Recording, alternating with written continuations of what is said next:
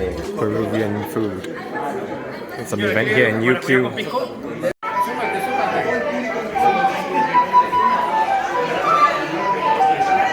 It's getting bigger.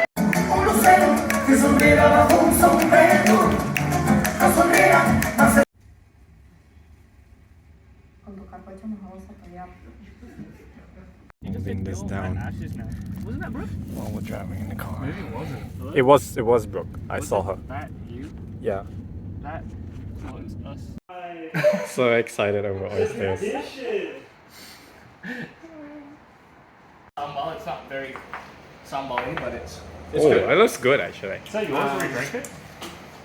Yes. Alright. Slight stitch up, there's only 2 spoons. Look at that. Oh, fucking hash, man. Quick, verifiable. I should have brought spoons too. Ash. I did volunteer for it. Yeah. Yeah, here we go. Okay.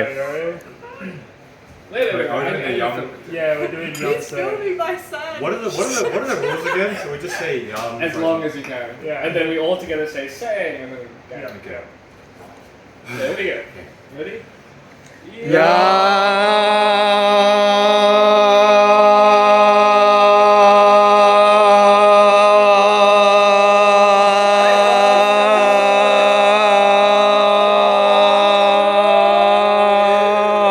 Sing!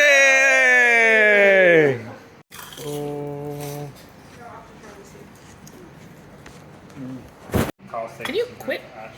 You're like my mother. And it was this massive Just one of us, apparently. Huh? Just one of us can eat it with a cucumber. No, there's other cucumbers Oh, over okay. there. They can share. Oh, sorry. Sounds right then. Boing.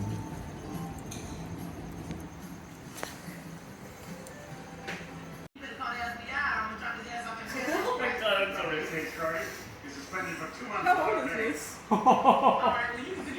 My friends, all my climbing friends are all like international students, so it's okay. But once you talk to like my parents or anyone older, you're fucked. Or just You may not understand what they're saying actually.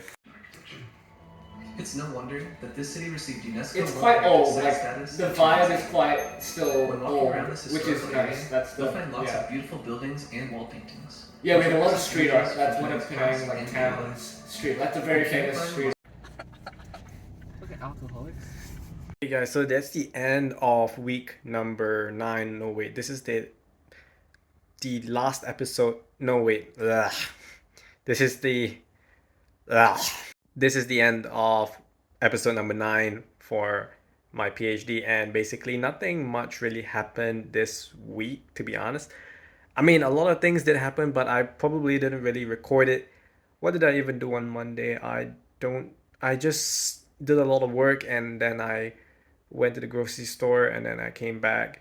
I went climbing on Tuesday, did a lot of training. I've been really improving on my handstand push-ups recently. I've really tried to dedicate myself to do it every Tuesdays and Thursdays, and maybe even like on the weekends as well.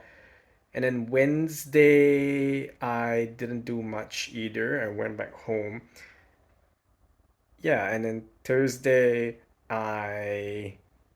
yeah, you know what? I can't really recall what I did on Thursday. Maybe I climbed a little bit. And on Friday, I had this gathering at my friend's house where he cooked for all of us. It was great. It was a great time. And then we had some drinks and all that. And we did the yum sing as well. And today I went to get my helmet. Let me show you. Over here, I got my black diamond helmet because we are going to climb in Urbanville next weekend outdoors. It will be my second ever outdoor climb in Australia, and it will be my first like camping outdoor climbing trip in like 6 years. The last time I went for one was just before COVID at the end of 2019. I had just finished my undergrad degree, and at that period of time I was like super free and I didn't have anything to do, and there was not a worry in the world because the next step for me to take was to find a job, and I knew that it would take several months, and I knew I could like just relax and party and just enjoy myself for the next few months. And that was kind of was what I was doing a little bit. And I was also working as a research assistant at that time. I really love research. I really like doing research. But then all of a sudden in March of 2020, yeah, COVID happened and it shut everything down. I just remember November 2019 or December 2019, all the way up until March 2020, being so full of hope. And it just felt like the world was open to me and I could do so many things. And till now, when I hear some songs from that era that remind me of that era, for example, Mimpi by K Click, it I just get this feeling of like the world is so vast and open and I can do anything with my life. There are so many different possibilities that I and opportunities out there for me to take. And I really do miss that time period to a certain extent. But at the same time, I do not miss being 22 years old. I really do not. Life is so much better at 28 years old, to be honest. My life is better in terms of every single metric. Back then I was a bit more weird, you could say. And nowadays, I'm much better socially adjusted. I have better EQ, better IQ even. I have, I know what I want to do with my life. I have so many more things figured out, and I know what I want to do with my life. I have a lot more money now than I had when I was 22 years old. I saved a lot, and I'm on a much better career path progression kind of thing right now than I was back when I was 22 years old.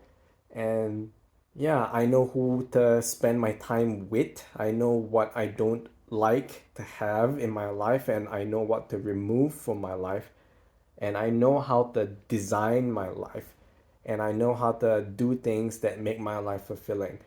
A lot of the times, a lot of people that I know, and I was in that situation, after they finish uni, they just go to get a job. In the morning, they wake up, they go to work, and then they come back, and then they eat, sleep, whatever, and then they just repeat that for like 5 days a week, and then they don't really do anything on the weekends, and the days just go by, the months just go by, and they don't really do anything. That's that's basically a recipe for a quarter life crisis. Is eventually. So I see this pattern happening a lot, almost in like a lot of people that I know, for me even. And so the other time I came across this, maybe like about 1 or 2 years ago, I came across this guy named Jesse Itzler on Instagram, and he talks about the concept of like a misogi, a Japanese like concept thingy ritual. I'm not sure what it is, but the idea is that you should do 1 year defining thing every single year, so that as you age, by in about like 30 years, you have 30-year defining things that you have done in your life. And another thing that he recommended was to go on a mini adventure every other month, which it will basically, if you do that within a single year, you'll have 6 mini adventures, and in 30 years you'll have 180 mini adventures that you would not have had it, right? And then, of course, the last thing that he talked about is to add a good habit every quarter of your life. And if you can manage those three things, then you're very likely to be successful in your life. We're not talking about success in terms of like, not necessarily in terms of financial metric, but in terms of being rich in life experience, and in life in general. Life is not just all about money. When you're younger, you're taught that, or well, at least when I was growing up, when people talked about successful people, they would always say like, oh, this guy's got a lot of money, and he's making so much money, he's doing so well. But as I get older, I just realize and I learned that it's not always about having all the money in the world. And I have completely shifted my what I define success successful as. I no longer entirely define it by being financially well off. That's not the only metric. You could be like the richest man in the world, but you could be completely miserable as well. Yeah, there's so many other things, such as being emotionally, physically, spiritually, and mentally grounded, having those four main pillars in your life, being strong and healthy, and having work that is really fulfilling for you, and something that's meaningful, having great and deep and important and meaningful connections in your life, connections in terms of social connections, familiar connections, and whatnot. These and health is so underrated. Health is super important. So having a really healthy life, because health is wealth, and if you don't have health, then you don't have anything else. If you're in the hospital, you only have one problem to solve, but if you're healthy, you have 19. I think I'm kind of butchering that saying. I should say it again. I should take a step back and rewind here. In life, you'll have about 99 problems, but if you're in the hospital, you only have one problem. Right. So anyways, I think I've yapped for too long, and I will see you guys in the next episode. I think there'll be a lot more things this coming week, so yeah, stay tuned. Bye bye.